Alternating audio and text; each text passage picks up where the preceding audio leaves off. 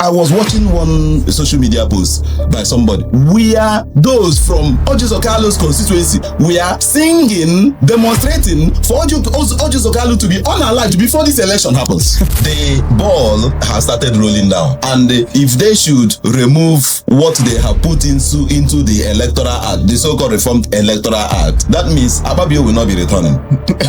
Orji Okalu will not be returning. More than 99.9% of them will not be returning.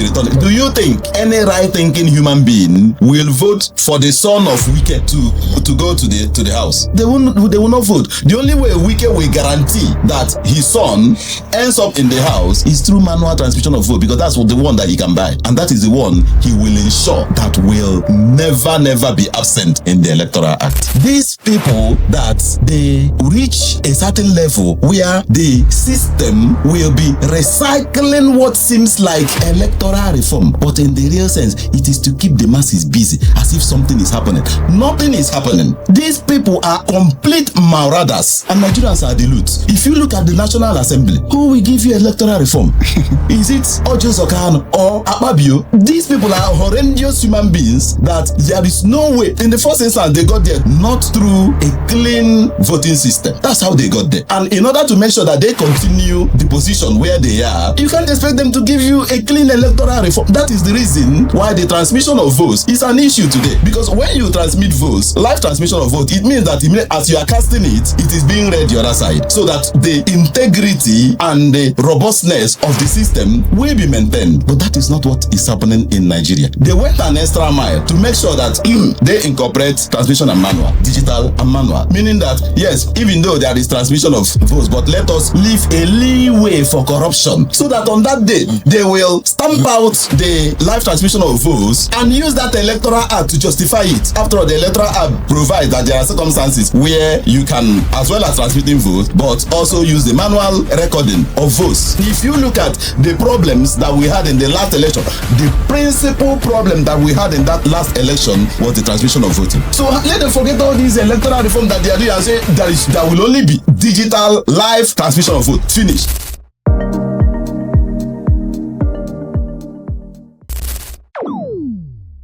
Good evening and welcome to Glasscast podcast. It is good to have you again on our regular episode. But before we go into what we have today, we want to say a big thank you from all of us here and from the entire Glasscast team for your continual engagement, for sending us your comments, your feedbacks, and some of the things you want us to look right into. It's always our pleasure to have you. And we want to say, do spread our message. Help us tell your neighbors, tell your friends, tell your families, tell your well-wishers what we do here, so that they would engage and learn from what we are doing. And I believe every member of Glasscast are with me in sending our heartfelt gratitude to all of you, our followers and subscribers. Thank you for what you do. And thank you for being with us this evening. And on a special note, I want to say very much welcome to my team again, your team. The doc, what do you want to say to our guest? Our guest, followers, subscribers. Yeah, just a special thank you to our guests, our subscribers, to our followers for engaging with us. Thank you, because if without you, there will be no Glasscast. Thank you so much. Thank you for your comments, for your commendations, also for your criticism, because we learned from them. Thank you so much, and thank you so much. We hope tonight to do justice to the topic on the table, and we will not disappoint you. Again, if there is anything you want us to talk about, politics, relationship, immigration, put it in the comment section and we'll take that up. If we don't have the capacity to do that, we promise you we'll bring an expert who would give you all you want. And if you have any question, like we will always say, put it down there in the comment section, which is always open, and we'll respond to that. Like, share, comment, engage with us, criticize us constructively, give us ideas, and encourage us. And you'll be glad you did. Thank you so much, and sit back and enjoy this wonderful episode again tonight. yes, encourage us and criticize us constructively. And I believe that is the word of Maz this evening. Maz, what do you have to say? I believe Elder has said it all. So let me just say, stay tuned. Stay tuned. And because we are staying tuned, we have continued to stay tuned in Nigeria. Because we have done one episode in recent times that describes Nigeria as 1 week One trouble. 1 week, one trouble. So there is always something when we want to divert our analysis to things happening elsewhere. This week we are thinking we'll look into the comment about colonization by immigrant. The comment that was made by one of the owners of one of the biggest football clubs in the world. No, Mr. Radcliffe also. Yeah. Jim Ratcliffe. Jim Ratcliffe.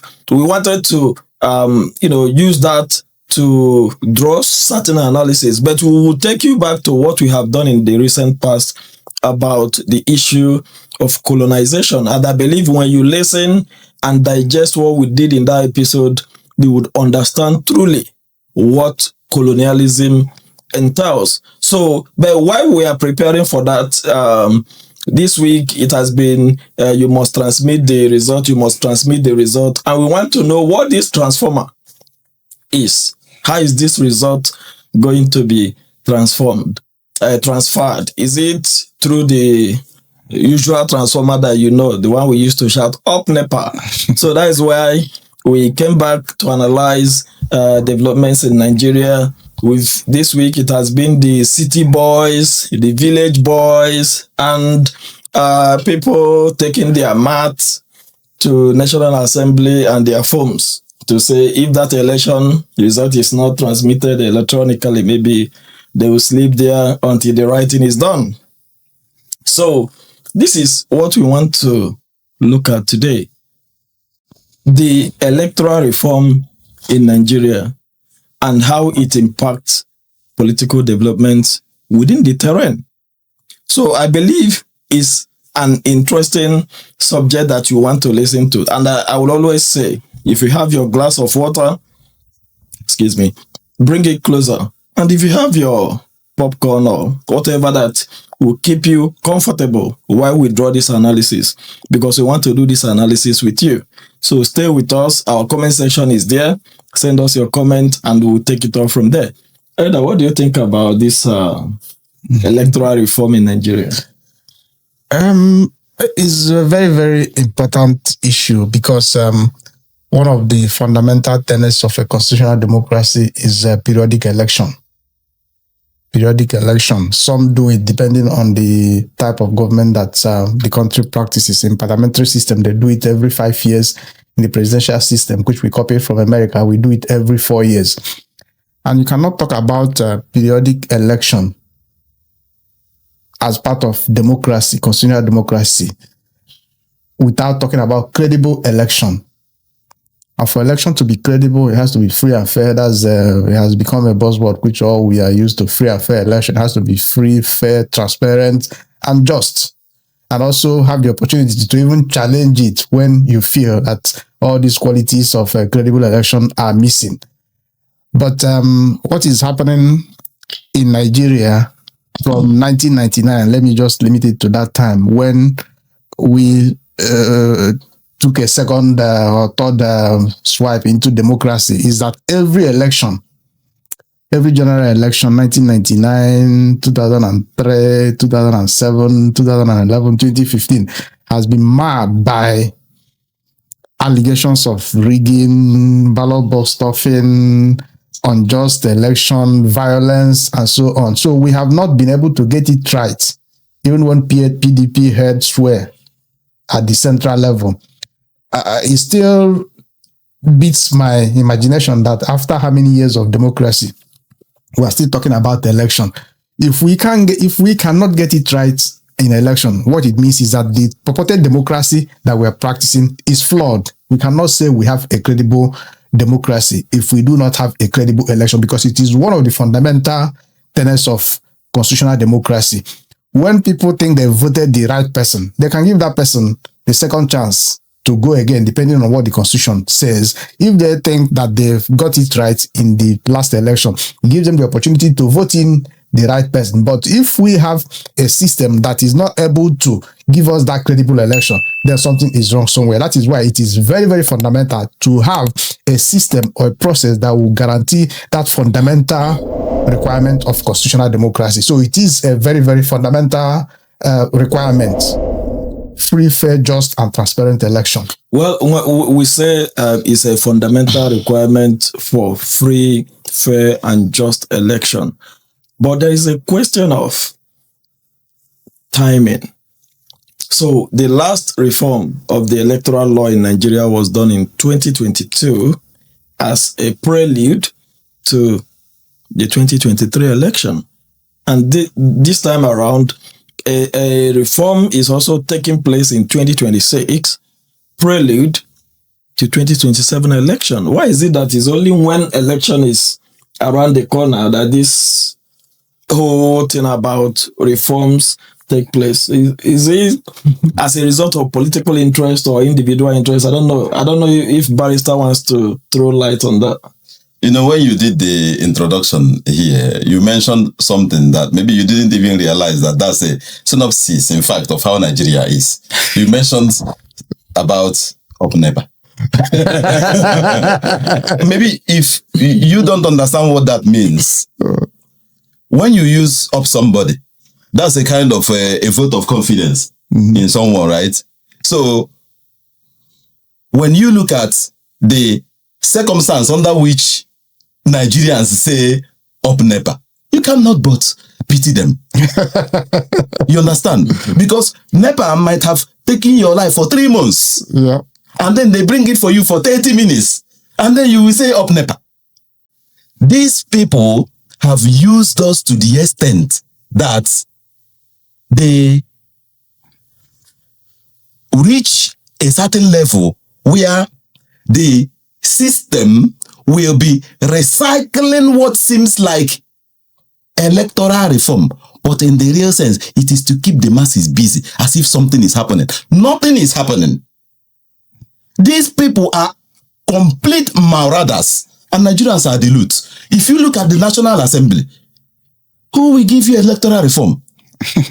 Is it Ojo Zokano or Akpabio? These people are horrendous human beings that there is no way. In the first instance, they got there through, anybody can disagree with me, but they got there in the position that they were, not through a clean voting system. That's how they got there. And in order to make sure that they continue the position where they are, you can't expect them to give you a clean electoral reform. That is the reason why the transmission of votes is an issue today. Because when you transmit votes, live transmission of vote, it means that as you are casting it, it is being read the other side. So that the integrity and the robustness of the system will be maintained. But that is not what is happening in Nigeria. They went an extra mile to make sure that they incorporate transmission and manual, digital and manual.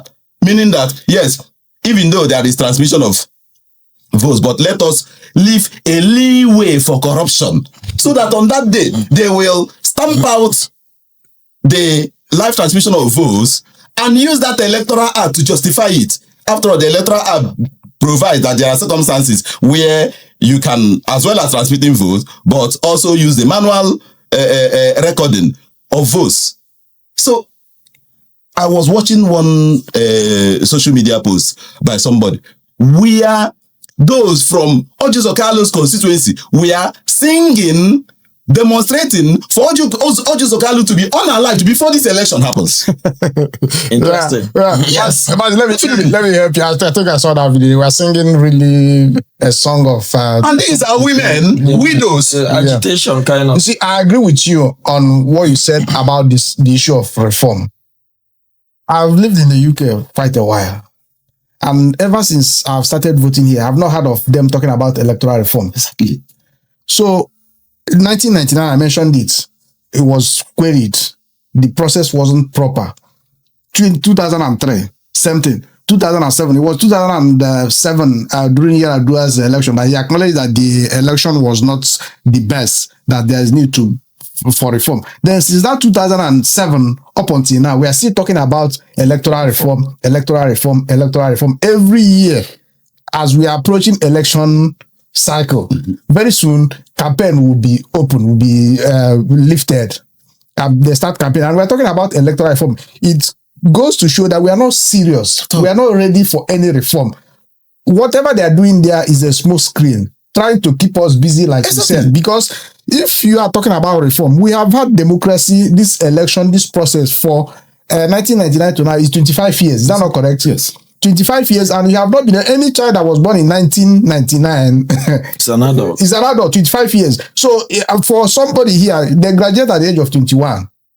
By 25, they would have found their career and they've left the house and started developing. So Nigeria, after 25 years, we have not gotten the process to give us a credible leaders right. And we're talking about electoral reform. And when you look at the timing, it tells you all you need to know about Nigeria.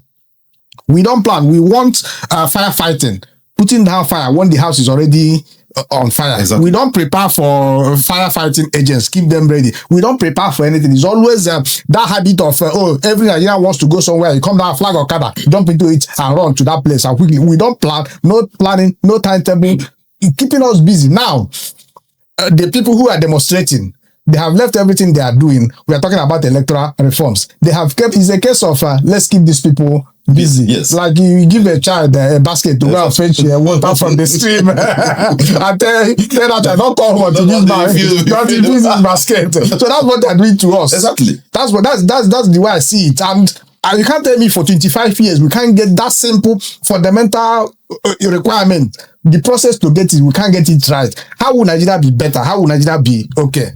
Let's not even talk about the context of the reforms, the timing of the reforms, and how long it has taken us. When last did you hear the United Kingdom is talking about electoral reform? Exactly. When last did you hear Scotland is talking about electoral reform? Exactly. Germany, France. Exactly. When did you hear that? If not that Trump is having issues with his 2020 election, when last did you hear about electoral reform in America? Even, can you remember that they went an extra mile to make sure that they digitize the system, digitize the banking system to make Nigeria almost a cashless society. Yeah. The aim being to go completely digital. You look at OPay. The other day I wanted to send somebody money and the person says use OPay. I said, I've never heard of that one before. That sounds like a funny name. Which one is OPay? He said, no, bro, if you send it now, I'll get it. And I did it and the person got it. Immediately. They have so many of, not only OPay, there are so many of them, all those digital exactly transmitting. Then the one that Nigeria as a state is handling cannot be gotten right. And if you look at the problems that we had in the last election, the principal problem that we had in that last election was the transmission of voting. Yes. That's the principal problem. So let them forget all these electoral reform that they are doing and say there will only be digital live transmission of vote. Finish. This singular act, if they just say, let us do it, it will be okay. But why would they not do that thing?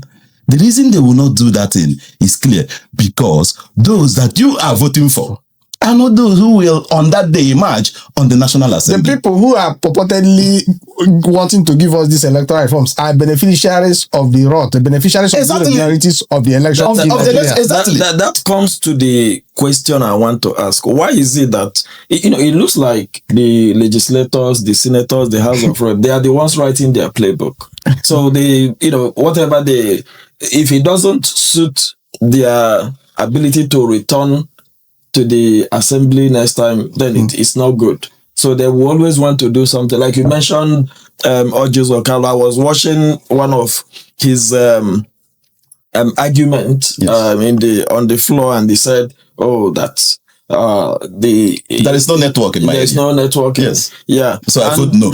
And this is somebody who have ruled a state for 8 years, governor for 8 years, and has been in the Senate for, I think this is the second or the third tenure in the Senate. Yes. He has been on the corridors of power. Even as a private businessman, he has the capacity to put network all over Igbere, where he comes from. Exactly. But for the sake of convenience, he's now arguing that, oh, they don't have network and this is so it brings to question, why is it that the legislators are writing their own playbook? Let me tell you this.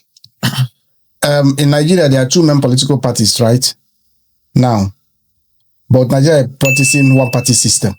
Yes. Well, when if you say two main political parties, my ideology may be different. In what I mean, two main political parties, those who are present in the Senate and the National Assembly collectively, that's House of Rep and Senate. We know it's a multi-party system in Nigeria, but you are right. Two major political PDP and APC. Well, it's good.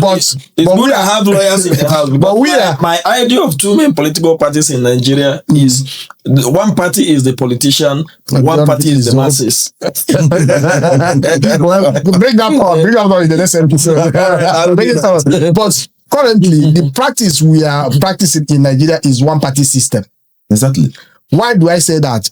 Because those in the National Assembly who are purportedly giving you these electoral reforms are planning and scheming on the way to come back to the Senate and come back to the House of Rep. So they have the same interest, APC and PDP in the National Assembly. All of them have the same interest. What is their interest? Not their interest of the masses in my village or in my constituency or whatever. Is how they are scheming how to come back to the Senate. So whatever they are doing, they are scheming how to come back to the Senate. Yes. How to come back to the House of Rep. If you watch what has been going on in America currently, even in the UK, let's not go too far. The government would have a position. At least the opposition will come, query it, argue it, and say, we don't support this. Yeah. They may lose the vote, but at the end of the day, they've made their voices heard that we do not support this position of the government. This is our position. When did you last hear that in Nigeria Senate? When did you last hear that in the National Assembly, House of Rep? The Nigerian, we have the executive arm, the legislative arm, the judiciary, which are supposed to be independent. We call it checks and balances in O-level government. This one will check this one will check this oversight functions, legislature, executive, and so on. But that's not happening in Nigeria. This current National Assembly, if the executive comes and tells them to jump, they will say how high. Yeah, a reasonable person will first of all ask, why should I jump? Why should I jump? Certainly. They will say, the only question they will ask, how high do you want us to jump? And they will jump because they all have, even though they are wearing APC caps, PDP caps, they have one interest. How do we come back, maintain the status quo, and come back to our position? So whether PDP, APC, ADC, Labour, they are not giving us any genuine electoral reform. All what they are scheming is, how do we come back to the Senate? How do the ones that want to be governor are scheming, how do I become the governor? Exactly. How do I take over? How do I get an appointment? Exactly. That's all. Exactly. So for us to think that they are going to give us electoral reform, I think we are wasting our time. So if I have to reflect on what the barrister here is saying, it doesn't mean that all the people that took time to go and do demonstration, all the activists, P2B was there, Amechi was there, even Amechi even brought his son, who is a medical doctor, so that if anybody took ill, Amechi. Yes, he was in government. When he was in government for 8 years, there was no opportunity for electoral reform. But go ahead, I interrupted. Yeah, so well, he was in government even as at 2022 when the last electoral reform was done. Good. And all the other people that went to that demonstration, P2B and all of them, does it mean that they just went to waste their time? For me, if I should answer you, they completely wasted their time.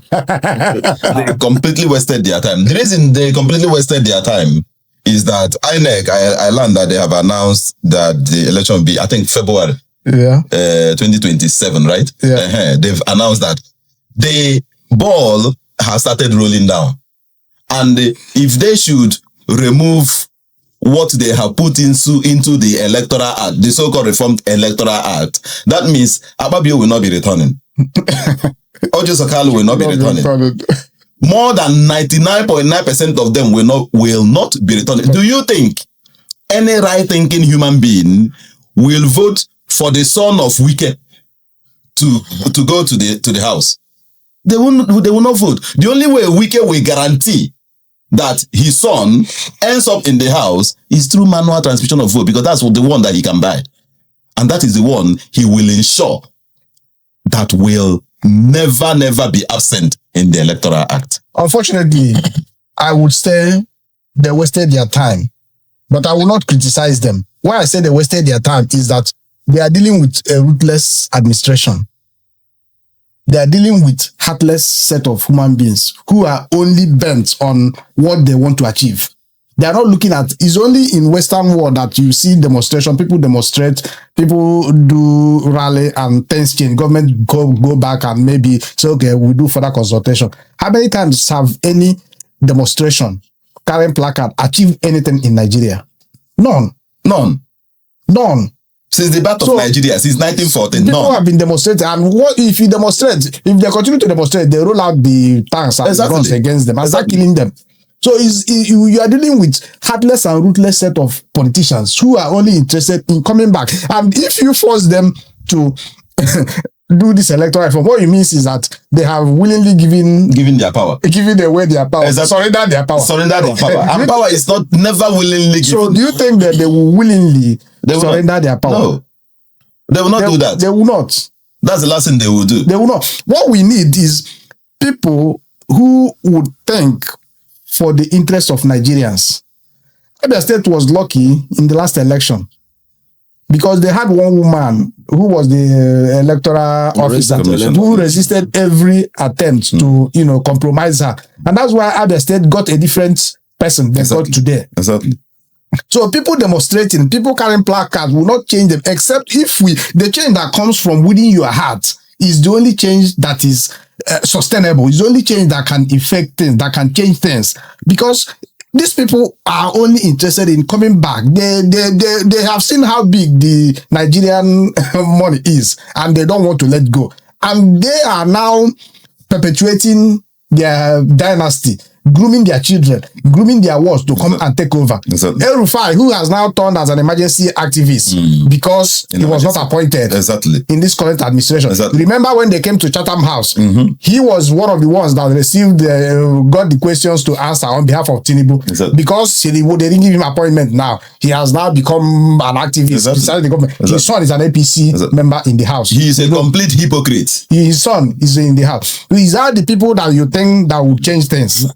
And he was the governor in Kaduna State that governed the state where the state experienced the highest level of loss of human lives to insecurity. So that when he was governor, NBA wanted to do NBA conference in Kaduna, but because of his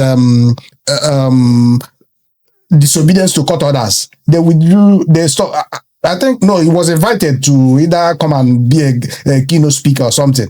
They put that because of his record of human rights abuse and disobedience to court orders in Kaduna State during his tenure as the governor. So these are the people you think that will give you electoral reforms. Maybe he is talking now because he's not had the opportunity. They've skinned him out. But if he's in the Senate now, he will be for the manual transmission. For the manual transmission. This will be for the manual transmission. And this issue of manual transmission, it tells you everything that is wrong about Nigeria. We need to build our institutions. This manual transmission, electronic transmission, I'm for it. But when you look in depth, be honest to ourselves. The institution, the system, the infrastructure we have, is that possible? That's another question I was going to ask. That's another question. Do you have the technological capacity? Like we mentioned, ex-governor Ojo Okalo saying that, he knows that in his own constituency, that they don't have the capacity to ensure live electronic transmission of voting. But he was lying. He used that to justify. He used that to justify the fact that he doesn't want to accept live electronic transmission of votes. That's what he used it to justify. He knows very, very well that those who voted in his constituency did not vote for him. Well, if you look at the infrastructure aspect of it, because we know, apart from the towns and cities in Nigeria, if you go to the villages in Nigeria, they are still using 2G network. 2G network, yeah. When technology have progressed to 5G network, most places outside the towns and cities, you still see 2G network. But when you send money to that person who is using 2G network, the person will receive it instantly. So they can't use such a technology to be transmitting the force. That's a very good question. But let me say something. Yeah. When I talk about building institutions, infrastructure, and raising human capital holistically, that is going to aid this electronic real-time transmission of results. There are some places. When I was in Nigeria, each time they conduct electoral materials get to those places very, very, very late. One, there is even no proper transport network to get there. There are some places that have been ravaged by insecurity in Nigeria. You can't even get electoral materials to those places. Then we talk about the issue of electricity, network, 2G, connectivity, and all those kind of things. You will see that we are still far, far, far behind. We need to build from scratch, have these things in place, have security, have good infrastructure, good road network. These electoral materials, I mean, we are still talking about transmission and transmission. Since I've been in the UK, I do mail-in voting. 2 weeks to the election, they send me my ballot. I write it and mail them in. But in Nigeria, there are no streets are not properly numbered. Houses are not properly numbered. You don't have addresses. You can't even properly identify people with even the electronic transfer we are talking about. So there are so many things wrong and bad in Nigeria that we still need to start rebuilding. And we cannot rebuild with the crop of politicians we have at the moment. We need honest people who will think whole about Nigeria, not only this real-time transmission. They can put it in the law, but at the end of the day, election material might not even reach in that polling unit that day. You know that when you talk about all this infrastructure, that is good and that is very nice, and that will be wonderful in a society where people have decided to do things in accordance to how it's supposed to be done. Yeah. But because of the way Nigeria is, that is why they bring it, like in the UK, for instance, you can't talk of electronic transmission of vote because generally votings are free. Yeah, fair, straight away. You understand? The issue of voting, the system in Nigeria, talking about electronic transmission, is because of this lack of infrastructure and because of fraud, electoral malpractice that goes on. So they want to ensure that justice is not only done, but is seen to be done. That means that as you are voting, it's being counted, it's being transmitted live, because they know that any delay will cause rigging. Mm-hmm. You understand? So that's why let's not even give them the excuse of saying, okay, let's since there is no infrastructure, just like no, I'm not far from that. I'm not giving them any opportunity or any excuse, but I'm saying that we need to, even when they agree to do this, which they would not agree, this real-time electronic transmission of results. Yes. That aside that, we still need to do other things. But for now, the only hope that we have that can give us good governance is to vote the right person.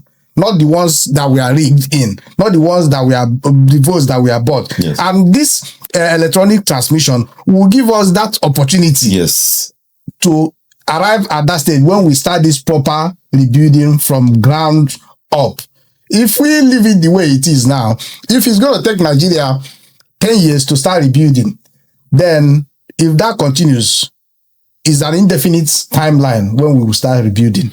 Well, like you said, I think it was Joseph Stalin who said in an election that the voters decide nothing, the counters decide everything. Now, if you look at the electoral umpire in Nigeria, and there's after every election, recently it was Yakubu. And if you go back history, Nigerians will tell you that one of the worst electoral chairman, for INEC in those days was Morisiu. Mm-hmm. I did a research in 2005 about this voting pattern, and it actually occurred to me that it was Morisiu who brought in the idea of electronic transmission of voting and results in Nigeria. it was even Morisiwu. He brought it in then, or he brought it in now? He brought in the idea when he was appointed by Obasanjo. He brought it in, but it was taken to the Senate of then, not the Senate of Akpabio. Yeah. But the Senate of then accepted other things that Morisiwu tabled Before them. including electronic registration and other this thing. But refused that one. They refused this idea of electronic transmission. Were you surprised that they refused it? Well, since I'm talking of over 20 years ago. over 20 years ago, 20 years and people still turned around to say he would this, Morisiwu did that. But at the end of the day, Morisiwu came with a very good plan to ensure free and fair election. So it looks like Nigerian problem is the Senate. Nigerian problem is not the Senate alone. Nigerian problem is the executive, the National Assembly, that is the Senate and the House of Reps, and the judiciary. Yeah. The three of them. Even when you look at, I think I've made this argument before that Nigeria will never be okay. Let's stop lying to ourselves. Nigeria will never be okay. And the foundation of Nigeria, why I think I was telling it to Doc here. The foundation of Nigeria, if you look at it, let us look at how Nigeria came to be. You understand? The colonial masters, did they rule us democratically? Did they rule us as in you one man, one vote, you have your natural resources? They appointed in the South, they use indirect. Colonialism was an autocratic system. Yeah. You understand? That was the reason when our women, our mothers, complained that they got excessively taxed. The colonial master didn't get afraid and say, oh my God, if I tax these people, in the next election, they will remove me. No, they didn't do it because there's nothing like that. They will hammer down on our women and unalive them. So that structure, that was what I was arguing, that same structure of the tyrannical civil service, tyrannical army, tyrannical police, tyrannical customs. That's the structure that they handed over to our so-called founding fathers when those so-called founding fathers got independence. And that is the same structure that is being ramped because there was no democratic starter pack. There was no debriefing. So they handed over that same state that they used to oppress the subjects to our founding fathers. And it continues up until this day. That is the reason when that autocratic system is threatened by protests, when it is threatened by actual system to ensure transmission of live votes, you see the autocratic system come out to protect itself from that autocracy, to make sure that the will of the people will never happen. So if you are looking at Nigeria for that person who is honest person, there are honest people there, definitely. But if you are looking at them for the system to design a method of choosing those honest people to be in the helm of affairs, you are wasting your time. What Nigeria needs is a complete division. That's what Nigeria needs. Even Sowore, who doesn't agree with dividing Nigeria, remember, he wants revolution. You understand? Sowore, his slogan is revolution now. What does revolution mean? Total destruction of the existing system. That's what it means. Now, let me take you on this now. You've taken us into the issue of dividing Nigeria, and that has always been your position. If we divide Nigeria now, the Hausas, the Arewas, they go. The Yorubas, Oduduwa, they go. The Igbos, Biafra, we go. And you think that will be the solution of the problem? And we have an emergence of another autocratic leader in those areas who do not have the interests of the masses at heart. How would that solve our problem? Okay, very good.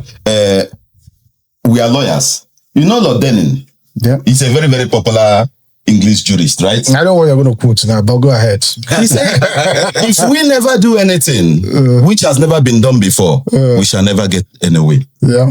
You understand? So there is no point for us to be afraid to test, to practice a solution that we have not tried. Let's not be afraid. We should believe, we should have it in ourselves that we can rule the state. But So this when- belief, I'm not sure. This belief is the belief we had when we fought for independence from the colonial masters. That let them give us this power. We will rule, because it hasn't been done. We have not ruled ourselves when we took this power from them. We took it from them. We will rule ourselves. We will rule ourselves. That is also the direction, the argument you are putting forward. We divide, No. and we will do better. No, it's not the You same. cannot Let me do better. tell you Even something. if you divide Nigeria into every family, into a country, and you do not have leaders who has the interests of the people at heart, who have decided that I will do the right thing for my people. It was one of the former American presidents that says, is it JFK, who said, think of what you're going to do for America, not what America will do for you. So if we have leaders, whether in Arewa, whether in Oduduwa, whether in Biafra, who do not think the people, the community, the country, the society, the state, splitting Nigeria, slicing us into pieces is not going to help matters. Okay, We will have a National Assembly where we have the likes of Ojus Okalo representing us there, the likes of Akpabio representing us there, the likes of Enyinaya Baribe, the likes of Ostaisina, so representing me, you and myself in the Senate. I've not even had any comment attributed to him as my representative. But let me tell you, do you know the greatest threat that the Abia State Governor Oti, is receiving is from the center? It's from Ojus Okalo. It's from Benjamin Ojus Kalu. Okalo is Arabian. Oh. Just what I'm saying. It's from the center. He's not from the sense. Ojus Okalo is the first Arabian, second before Nigeria. So if Ojus Okalo, APC. good. It's APC. If Ojus Okalo I'm is not not thinking, land. if he's not thinking, if I allow you to land, he might land on me. If Ojus Okalo is not thinking for the interest of Abia State, or Benjamin Calif is not thinking for the interest of Abia State, give him Abia State as a country. They will do the same thing. That's exactly where I want to take you. When you divide Nigeria, the people will not want Ojus Okalo, and the people are saying it, but the center doesn't want them. The people are counting, singing, protesting for Ojus Okalo to be unalived. That's what the people have been doing. Why would Ojus Okalo still end up in the Senate? Because the center will bring him back to the Senate. But when you divide Nigeria, when Nigeria is divided, there is no center. No way. that No. will bring. Let me take you on this. Okay. Somebody stood her ground and said, I'm not going to rig election in Abia State. Yes. And that's why they got who they got now. Yes. It's not the center. That's exactly what I am saying. You get what I'm saying? Those things are just one good apple in a million. Good. People So at the end of the we day, are looking for is that those good apples individually. only that one. It's You not- can see. if- You can see the. What we need is a shift of mentality, change of attitude, change of behavior. All right. Orientation of Sam. what we Son of Blackers. I have had son of Blackers. See, my parents are late. You understand? My parents took me to church, and I'm 40-something years now. My parents took me to church, and I prayed for decades, prayer for Nigeria in distress. I prayed for Nigeria to be good. Those particular people who drafted those players, most of them are late, including my parents who are late. And Nigeria is not good. If you are 90 years today in Nigeria, you'll be celebrating that you have aged so well. How old do you think that all of us will reach? Continuing to wait for Nigeria to be good.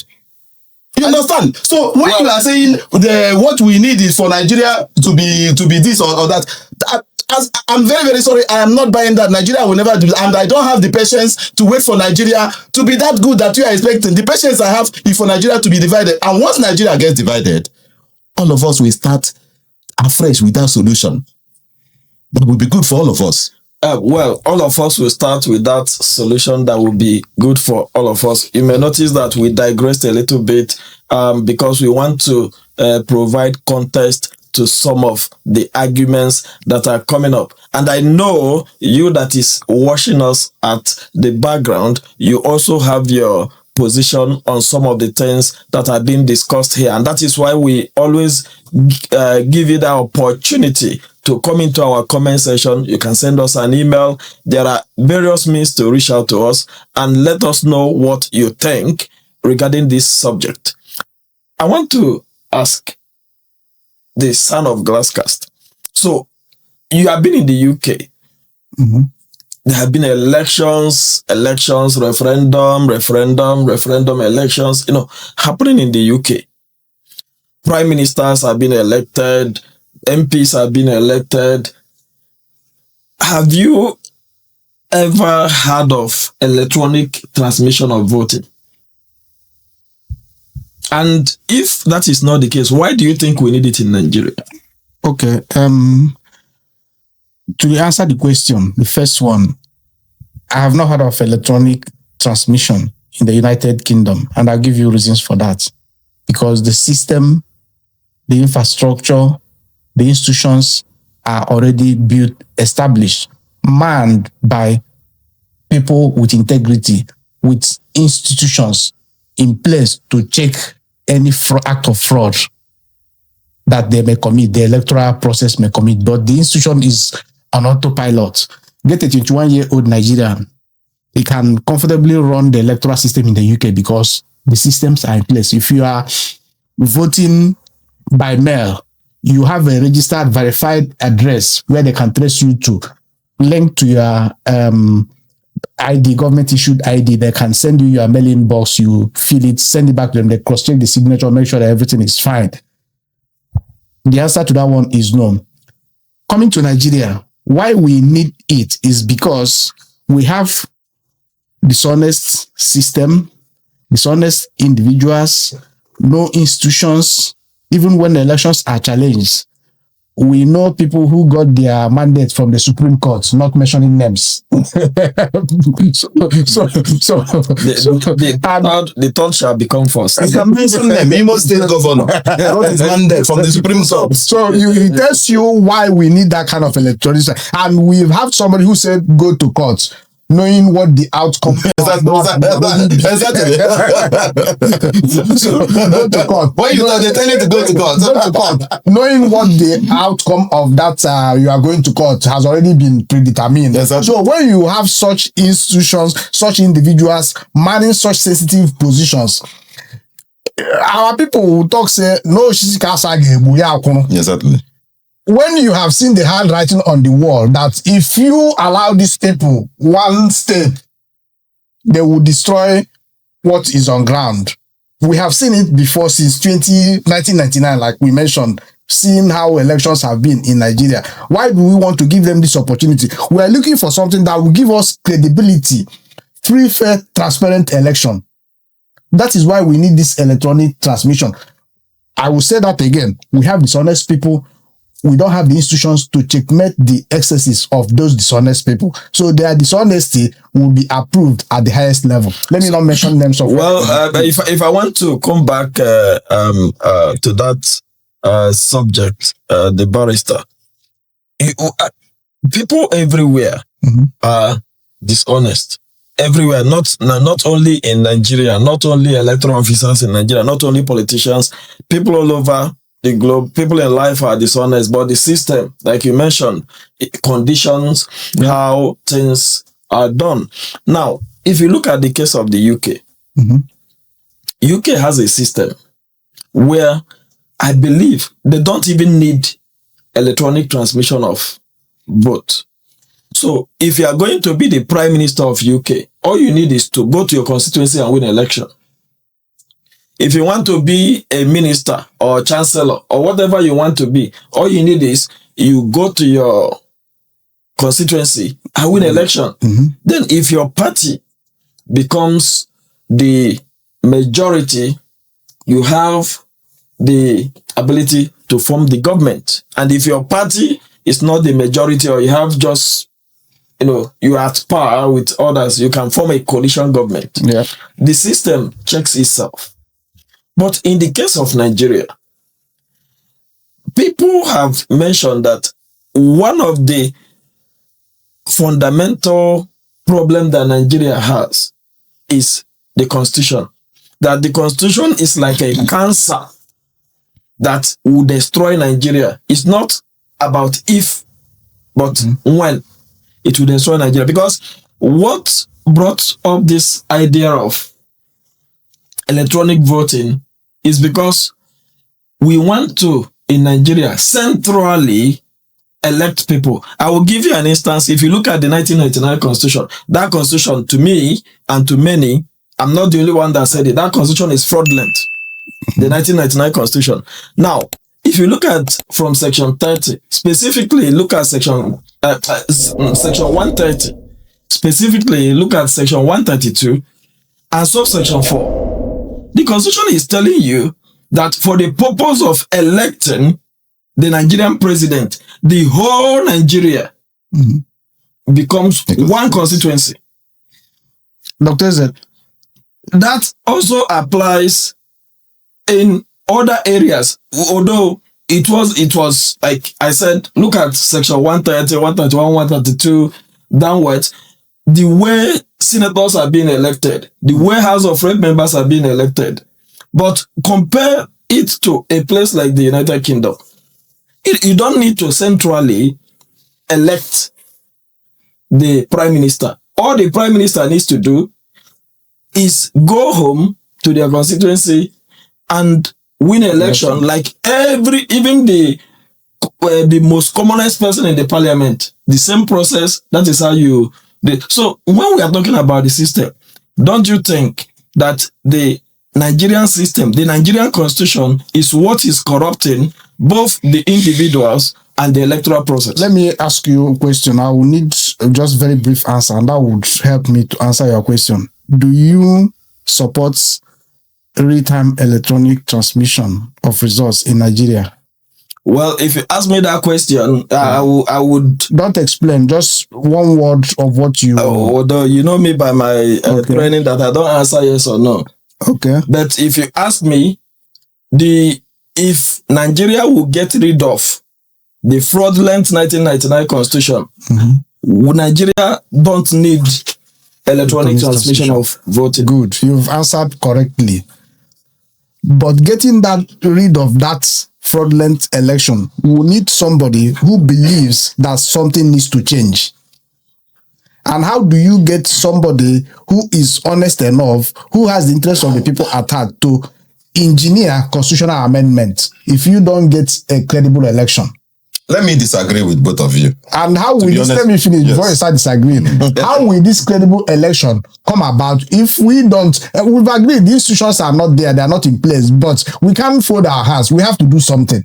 How do we get to at least getting somebody who would engineer and start the fundamental things that we need to change in our constitution, so that we start getting our institutions right, so that we start appointing the right people as judges, so that we start appointing the right people at the Federal High Court, Court of Appeal and Supreme Court, that we start, that would now set in place a proper electoral process that will help us to elect the right people. How do we even get that right from the beginning? Maybe Mazi has the answer. Mazi, his answer is to divide Nigeria. let me draw your attention to something. Yeah. All this Christian genocide that is happening in Nigeria. How many times have people heard of the British condemning it? Who has any fact here of the British condemning it? Why do you think you've not heard of them complaining the way America is complaining? Maybe we need to do research on that. Exactly. You need to understand that the day Nigeria accepts live electronic transmission of votes, then know that they have gotten a hacker to prevent that from reaching its target. Nigeria will never accept something that will enable it to have a robust, credible, prudent system. That is the last thing they will do. So if you are talking of getting rid of the 1979 constitution that was given to us by the military, even the 1999 constitution is still a military constitution as far as I am concerned. Exactly. So they can get rid of it and still bring in something that will even be worse than the 1979 and 1999 constitution. I'm being honest with you. The best thing for Nigeria to do is let us try that option that we have not tried. Kicking the can down the road will not solve any problem for us. We can't continue to be practicing something over and over again that has not been working. Otherwise, the two of us will be in glass cars with our beards as white and as white as this light, As white and still as white as snow. and still be talking about live electoral transmission of votes. And somebody like me, I'm not prepared for that.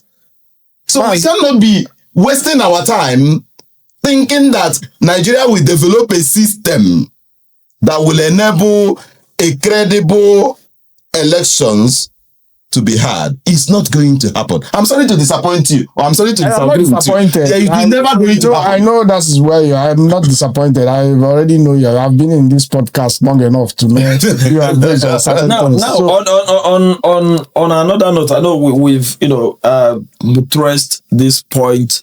We can't do it enough, but we would always come back to it. There has been the issue of city boy, village boy. I don't know. What is your perception about that? Why you go first? Or how do you see the idea of city boy and all this social media thing? After the manipulated conviction of Mazen Nnamdi Kanu by the Sokoto Caliphate, Fulani Sokoto Is he Caliphate. also a city boy?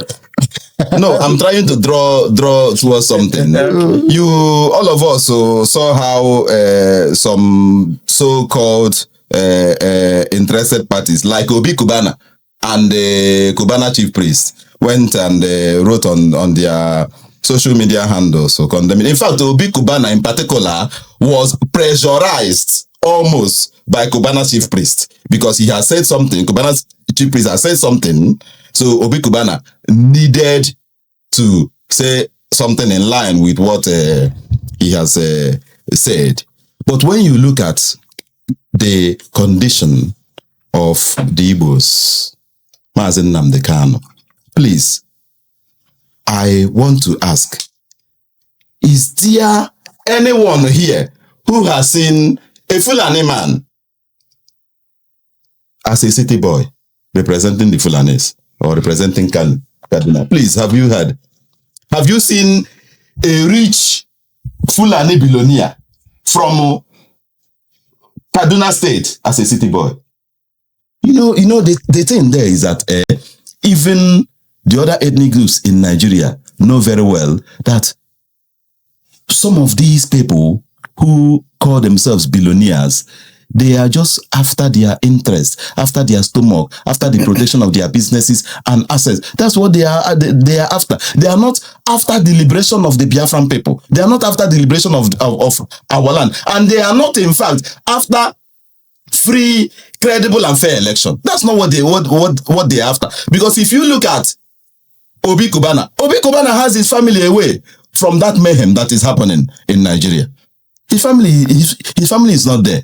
And Obi Kubana is joining the so-called city. But how can somebody as old as Tinubu be answering city boy? And Obi Kubana is not even ashamed of himself that he is being the southeastern coordinator of city boys. That man is high time Biafrans should stop patronizing whatever goods that he is selling, so that he will know that he cannot just be doing something without consequences.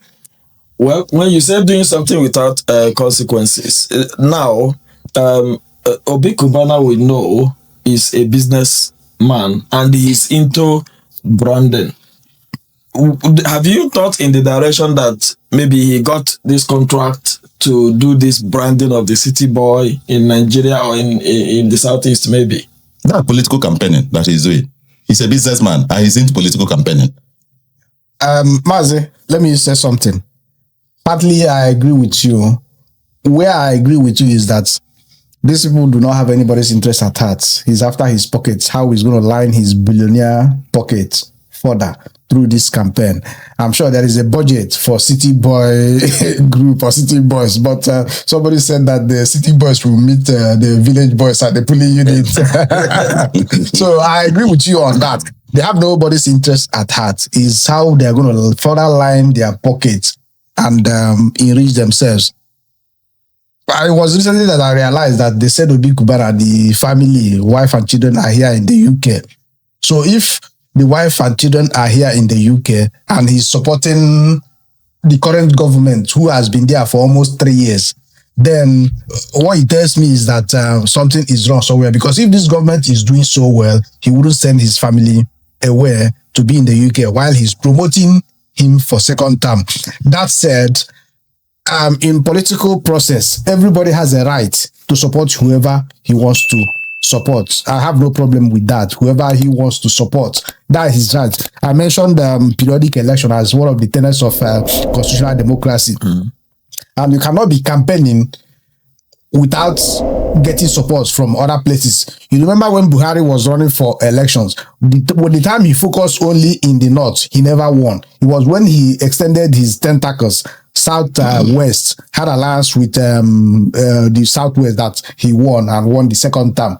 Whether he won or he didn't win, but he became the president. That's a story for another day. So, and we are, personally, I want Peter Obi to win election in the next general election. I have made it abundantly clear, and I'm going to say it again. I would support him. I will vote for him. But Peter Obi will not win with only the votes of the Southeast.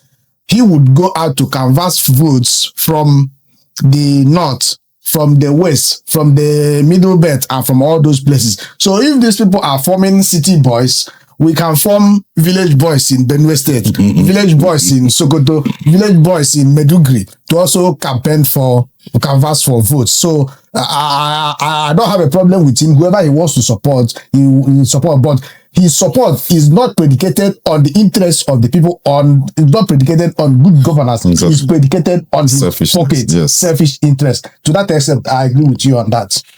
Well, to that extent, we disagree to agree, and that is why we're here. The most important thing is that we are bringing out the retinue or the ingredients or the substances that make up the fact. We analyze the fact the way it is. It may not sound maybe in the interest of some people. We are not here to represent anybody's interest. We are here to bring out the facts for you. Sometimes we say some things you like, sometimes we say some things you don't like. But at the end of the day, the truth remains the truth, and fact is fact. And that is why we are Glasscast Podcast, and which is the guiding principle of what we do here.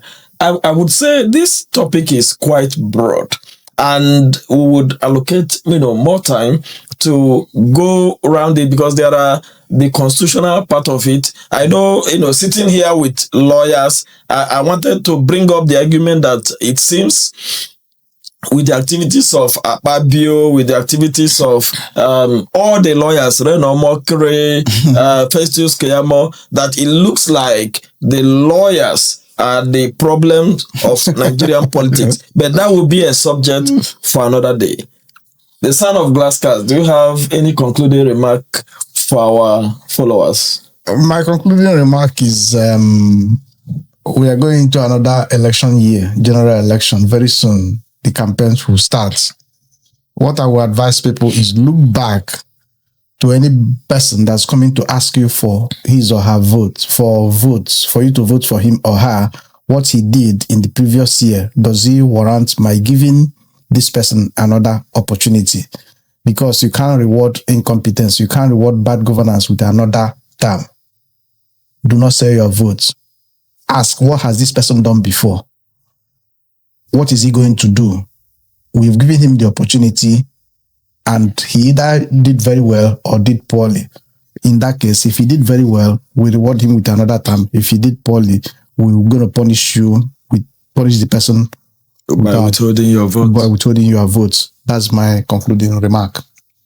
Mazi, I know maybe I could guess what your concluding remark is, but I would like to ask, because our followers would want to know more. Yeah, I think since you mentioned Obi Kubana, my concluding remark will be on him, and I will urge our people, Biafrans, to find a way not to patronize that guy. I understand that he bought some land and he's building an estate, and he wants people to come and patronize him and buy landed properties from him.